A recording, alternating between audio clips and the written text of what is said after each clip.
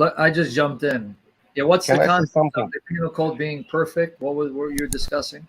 Well, the brother was giving an example for, people, running away from certain hadith because they don't like it, and he cited, the penal code, and I would agree with him. Many people, many laymen do shy away from learning about the Islamic penal code because, in the West, it's seen as very foreign. But what I really wanted to respond to, the main point was, um, the reason why we don't accept the hadiths that you were showing on screen, like Sahih Bukhari, Yes. is because we literally think that it's like a completely different, like, hadith corpus. Yeah, from the Shia, right? Yeah, right. So it's not like we're running away from the hadiths because we don't like it. No, we literally don't like have it. It has no value over us. The entire book. Okay, now let me ask you, Yeah, go You are ahead. wrong here. because You I know need that. to, because I want to ask you a question about your. Give us the name of your most authoritative collection of hadiths. I know that unlike the Sunni, where they say Bukhari is flawless, I know that you don't have a view of your own collections that you think they're all flawless. But the most authoritative collection of narrations for the Shia, what is it called? That would be Al-Kafi, Al-Sharif. What year was it compiled? It was compiled during the time of our 12th Imam. Yeah, give us the date.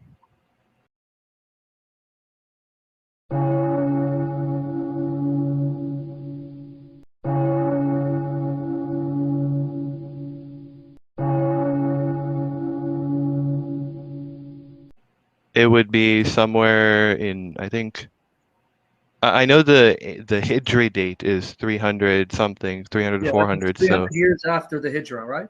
yeah, right, So let's place the Hijrah around 622 AD, which is that's the right, date. So right. that means you just said, and everyone heard you. So your most authoritative collection of narrations comes from the 10th century, 900s. Yeah. So now forget the fact I'm a Christian. Just say I'm someone who's neutral and seeking to decide which religion should I base my trust in. Okay. And here you're telling me your understanding of this document called the Quran comes from a collection that's written 300 years after the supposed migration of Muhammad to Medina. But even that migration, the date is dependent on these sources that are centuries removed. So what sources do you have from the lifetime of your prophet that you can document is from his lifetime that I can look to and trust for its historicity? Because the document comes 2 years later and it ain't going to help me. I understand. I'll answer that. So the prophet, he said that he left behind two weighty things. I didn't know he said that. This is known as a mutawatir hadith. There are more than 100 chains. Okay, friend, before I'm not trying to cut you off. Yeah. This mutawatir chain.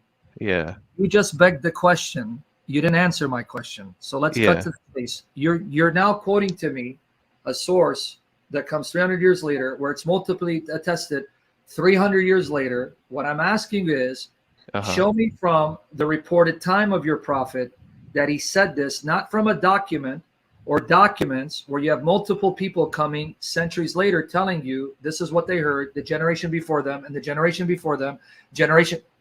What evidence do you have from the 7th century your prophet said this? Well, the hadiths that are narrated in Al-Kafi don't all they don't all go back to the prophet. They go back to the imams. The majority of the hadiths are from our imams, and the imams are direct descendants from the prophet. Everything they say, it's from. Prove what? You keep begging the question. Prove to me that these imams are the descendants of Ali by first showing me that Ali existed in the 7th century and married Fatima, not from later sources, but from the first century Hijri. I'm still waiting for this. You keep begging the question. Al-Kafi is a compilation of hadith. It's when did it come again? When did it come? It doesn't matter. It doesn't matter when it was released. To you, it doesn't matter. To us, it does, because we're not Muslim. We don't share your assumptions. I'm trying to explain Prove the validity of your hadith collections that comes 300 years later, that we can trust them to tell us what took place 300 years earlier. So stop making the question. I'm not a Muslim, so I don't share your assumptions. Prove it. Okay. I'm asking for historical data from the time when your prophet supposedly lived. In fact, how do you know he lived in the 7th century? Okay, so like the brother Anamdar said, he said that the Al-Kafi was compiled during the time of the 12th Imam. That was during the presence of an infallible person to overlook it, right? You So believe that, right? I don't think. Yeah, he's I believe that. I think believe he's that. a fraud. Prove it. See, you keep going back to 300 years later, an imam that you think is infallible. Not 300 years later. It was in the same Yes, he time of just the said. He publication. said. It was just- during No, the I didn't time. say It was that. It was during the from the- time of the occultation, the Okay. ghaiba, the How do you minor know ghaiba what of the time the imam. occultation was? What's your We- source for it? Where are you getting this? It's the hadiths from the imams, from the Hadith deputies, dated when? from the deputies of the imam, the 12th imam, This hadith that you're reading, when was it written? during his time, during What's the time the of the. time? I just we already went over this in the Okay, beginning. but your friend here said, no, it's not 300 years later. And I'm going I with did your say dating. that. It is 300 years later. So this hadith is 300 years after the hijrah, right? You must understand. We're talking about the imams. We're not talking about the prophet. Yeah, but these imams, the only way you know about them is because of this document that you told me was written down 300 years after the hijrah. So let's try this again. What source do you have from the 7th century telling me that Muhammad existed in the 7th century, migrated to Medina in 622 AD, and he had a son-in-law, Ali? Give me sources from that time period, not 300 years later. What source do you have?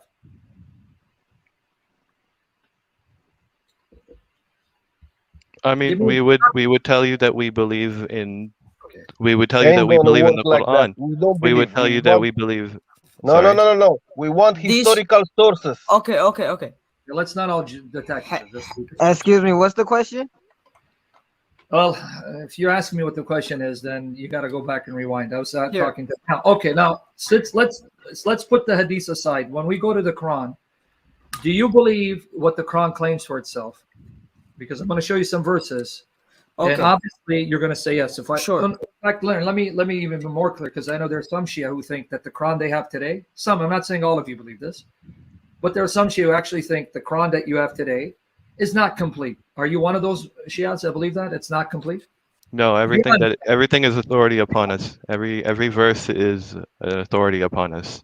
No, I didn't say that's not what I asked. See, friends, let's answer the question that's being asked. I didn't say you reject any verse of the Quran. I said, do you think, as some Shia do, and you know there are Shia who think this, the Quran is incomplete? I didn't say that the Quran you have is not binding on you.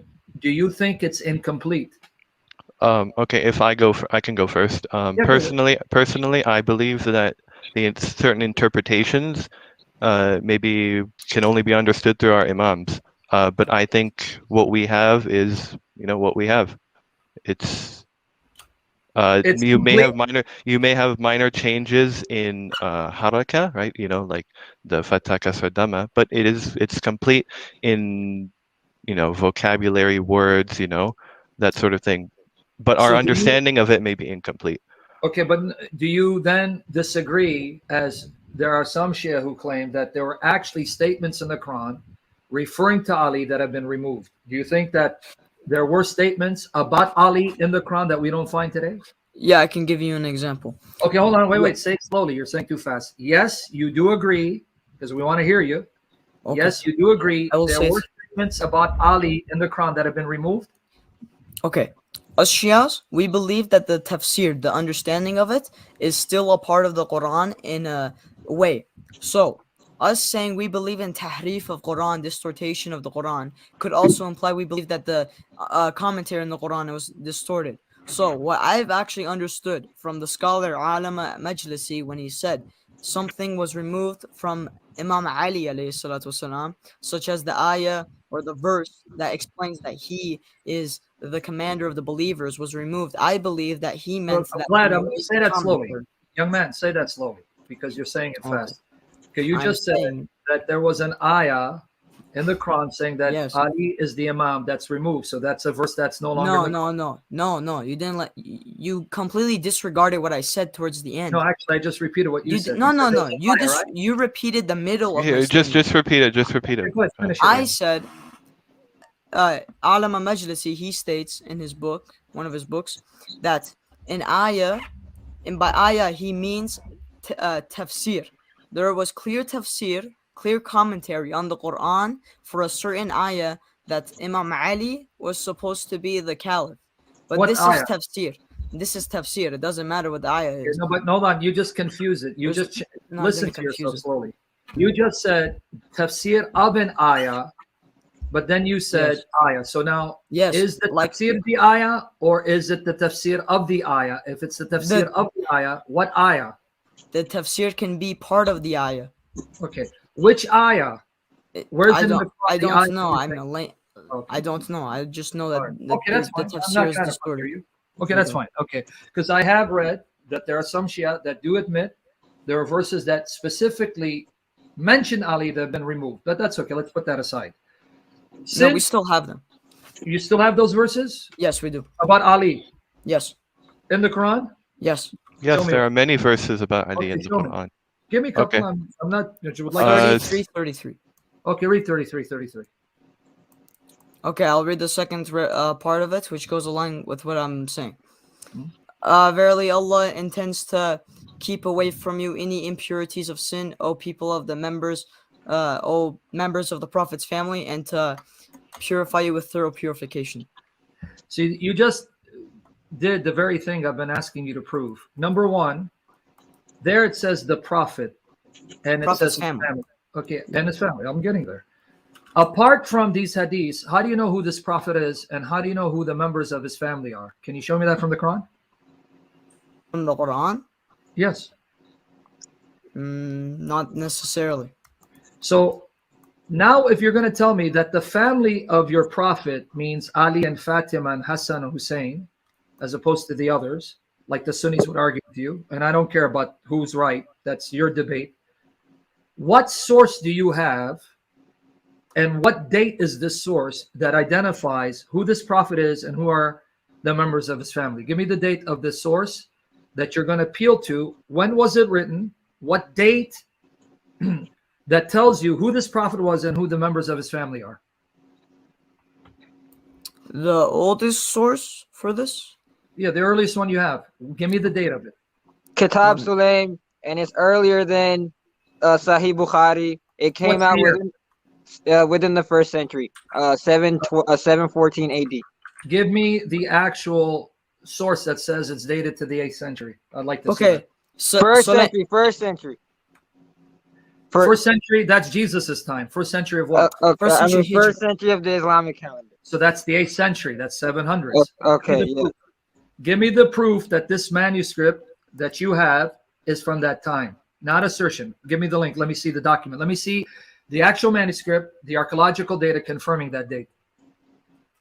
Okay. You want the I need actual. proof. I'm not just going to take your word for it. Yeah, I can say anything. So but what would be the requirements of the proof that you're asking? that the manuscript you have has been dated conclusively to the 8th century, because you don't have any manuscript from the 8th century. You have manuscripts that are from the 10th, 11th, 12th centuries. But you just said you have it from the 8th century. Show it to me. I'd like to see it. Could I just say one thing? I just want to ask. I haven't Khadam Naki. We don't know who you are. Could you just introduce yourself? Yes, I'm a Shia Muslim as well, and I'm a Pakistani. Okay, good. Well, that's interesting. Pakistani Shia. Okay, I mean, well, yeah, there are Shias everywhere, but usually isn't Pakistani predominantly Sunni? Yes, they are. Okay, man.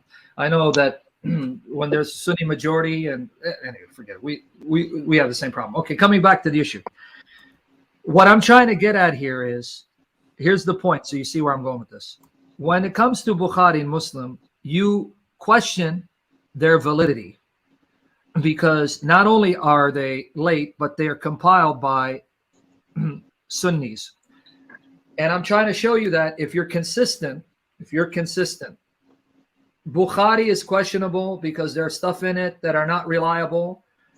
even though the Sunnis say that Bukhari rigorously authenticated the hadiths, so they're completely reliable, you still reject that because one of the arguments you would use if you're consistent is, well, Bukhari's too late, meaning he comes over 200 years after reported death of Muhammad, for us to trust that everything he narrated is completely authentic. And we're saying exactly the same problem we have with your sources that are just as late, if not later. So why should we trust your sources that are just as late, if not later? Okay. We also have another concept of hadith. I actually wanted to tell you while we were speaking about Al-Kafi. Some of our hadith, I don't know about a lot, but I know there is a hadith that are verbally transmitted, orally transmitted. For example, a man says, I heard from my father, who heard from his father, who heard from his father, who heard from his cousin. We have those like names in that chain. That was their names are in there in chains. Where do you find their names? Where do you find their names? Yeah, how do you know X said to Y, who said to Z? Where did you get that? Because it's all orally transmitted. For example, let's start off with the first chain transmitter. The first, where do you all the way get on the that top. first chain? How do you know if it's oral?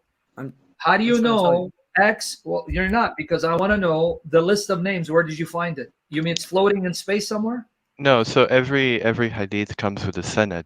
Sanad, I know. Yeah, and that sanad is written where? That's what I'm trying to get him to say. It's written in that document again that comes 300 years later that you take for granted is authentic. See, you guys don't see.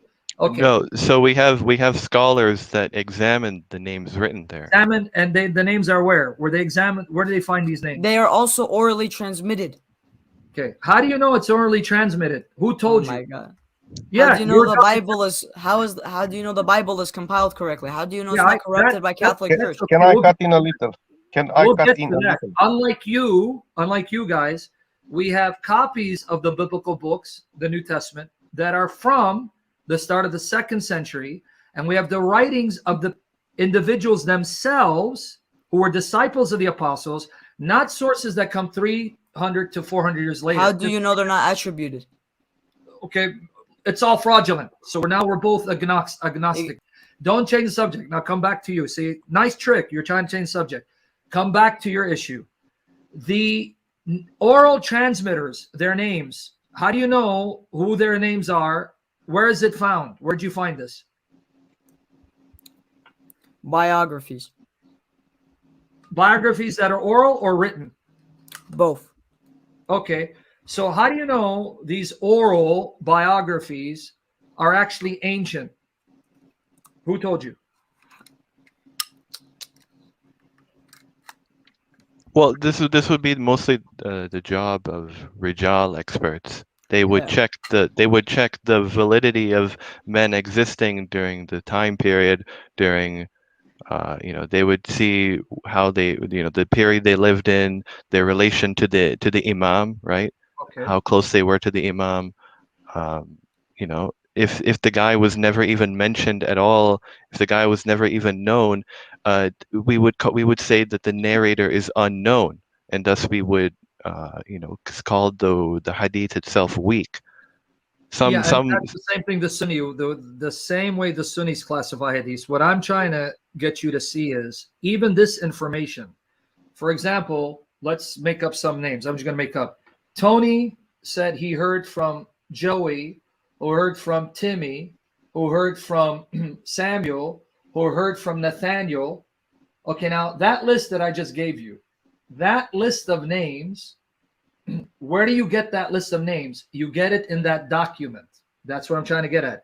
Everything you're telling me about the transmitters is coming from a document that's written hundreds of years later.